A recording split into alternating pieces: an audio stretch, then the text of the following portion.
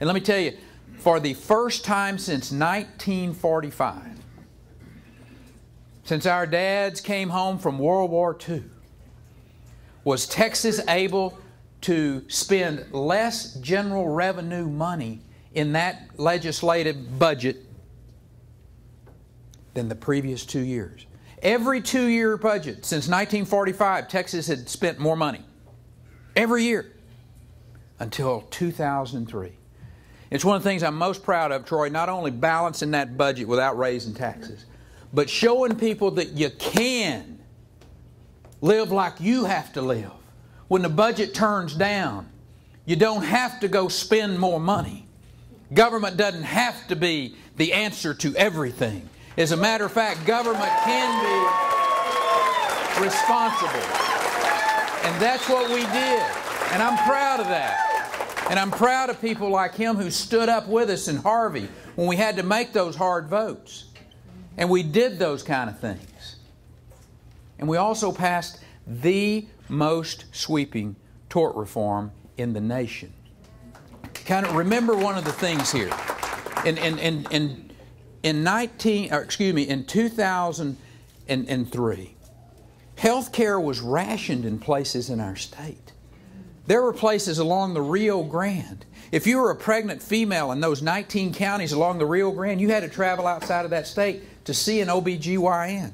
If your child fell off the bicycle and had a closed head injury, you had to travel all the way to San Antonio to see a neurosurgeon. If you were in Beaumont and the Golden Triangle back over in Jefferson and Chambers counties, same was true over there because the trial lawyers had run their doctors out of business or made them change practice and quit doing those types of high-risk specialties. Today, well, I should say in September of 2007, I asked around after we put that tort reform in place.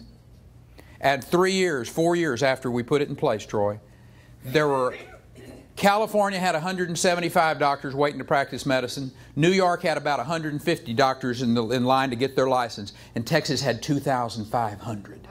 That's what was happening. People understood you can come do what you love to do and practice medicine in the state of Texas. And it's because of that tort reform that we passed. Doctors want to come to this state. Small businesses know that they can come and risk their capital in this state. That's the reason today, what we did in 2003 with creating a business climate that was second to none, a regulatory climate that basically says if you come and risk your capital here, we will put a predictable regulatory climate in place.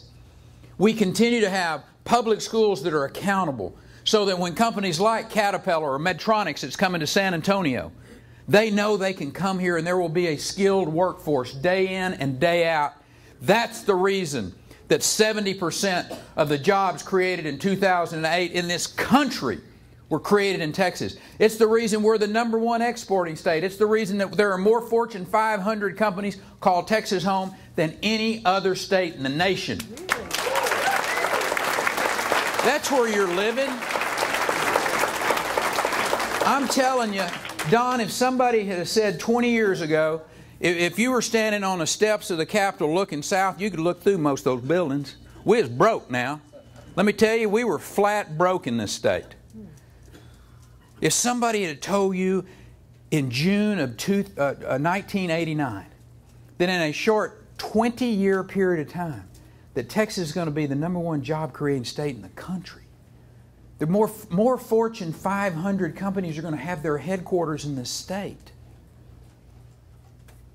You're going to be the #1 exporting state. 7 years in a row, I might add. Somebody would have covered that bet. But that's what we've created here. And I will suggest to you the reason we have created it, the reason it's happened, wasn't by accident. It didn't happen by accident.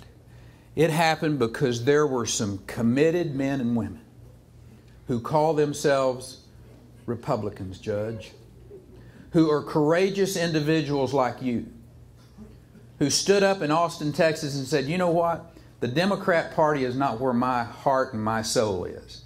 I want to be with people that share my convictions and share my philosophy, and I want to join the Republican Party and be part of it.